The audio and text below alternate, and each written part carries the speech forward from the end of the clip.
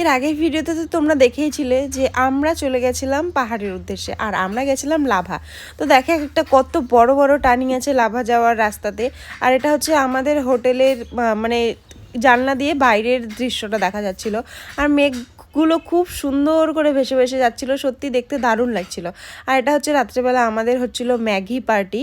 আর এই ম্যাগিটা খেতে এত ঝাল, মানে কি বলবো, বলার বাইরে।